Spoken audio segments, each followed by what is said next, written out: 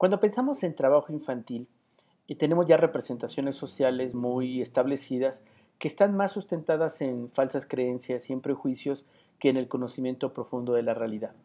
Y aquí me gustaría compartir algunas reflexiones y conceptos. Lo primero, tenemos que diferenciar el trabajo de la explotación. Cuando estamos refiriéndonos a trabajo, son actividades que tienen una traducción de orden económica, ya sea como subsidio, es decir, que la actividad de niños o niñas representa un ahorro que la familia está haciendo para no gastar o ejercer algún tipo de recurso. Y también en algún otro caso el trabajo infantil puede generar efectivamente algunos ingresos. Y en este sentido es muy frecuente señalar que en América Latina, cuando hablamos de trabajo infantil, en muchas ocasiones en realidad hablamos de trabajo familiar, es decir, el trabajo de niños dentro de un conjunto de actividades económicas de las familias. Generalmente tiene las siguientes características. Por ejemplo, que es trabajo protegido. Es decir, hay adultos que están en su alrededor.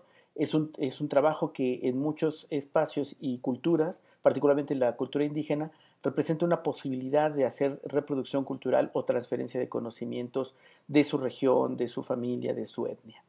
Y hay otro elemento importante, y es que es una forma de obtener reconocimiento social y un lugar para la toma de decisiones. Hasta aquí un poco la idea del trabajo infantil y diferenciarlo de la explotación infantil. Esta sería especialmente la que se realiza por agentes ajenos al vínculo familiar y comunitario de estos niños y niñas, que el trabajo, digamos, o la acción que se genera con estos niños les supera físicamente, es decir, pueden estar cargando cosas que les superan en términos de capacidad física, pueden estar expuestos a pesticidas en el caso de espacios agrícolas o incluso en minas, que esa es una de las expresiones más grotescas de ello.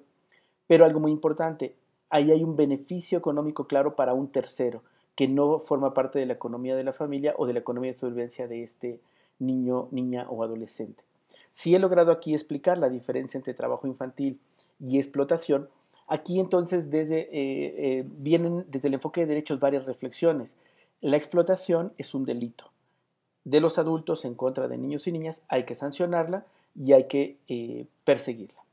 Cuando estamos pensando en trabajo infantil, es necesario ser cuidadosos porque corremos el riesgo de criminalizar o sancionar estas estrategias de sobrevivencia que tienen las familias, porque esencialmente esto corresponde a la ausencia de respuesta de los estados para ofrecer un trabajo digno, para ofrecer condiciones propicias para poder cubrir los mínimos necesarios de sobrevivencia en una familia. Por darles algunos datos en México. Cada año necesitamos 1.2 millones de empleos nuevos. En este 2010 solo se crearon 600,000, es decir, hay un déficit del 50%. Pero cuando estamos pensando, por ejemplo, en términos de la protección social, la protección laboral, solo el 50% de la población económicamente activa en México está cubierta por el empleo formal.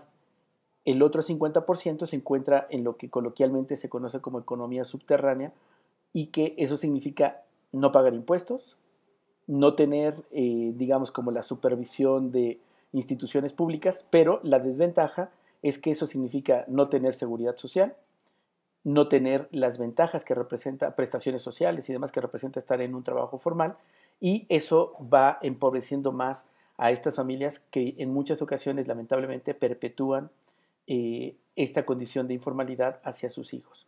Por eso es que es tan importante diferenciar el trabajo infantil, la explotación y reconocer y entender el contexto de pobreza y exclusión en el que se da. De otra manera, el sancionar a las familias porque niños y niñas trabajen no resulta, las criminaliza, hace que vayan a espacios de mayor riesgo y creo que lo central desde el enfoque de derechos de niños y niñas significa que el Estado mexicano o en los estados en todos los países del mundo que han firmado la Convención sobre los Derechos del Niño están obligados a garantizar las mejores condiciones para que niños y niñas se desarrollen en su familia. Y eso significa vivienda, trabajo y instituciones que respondan a las necesidades de estas familias.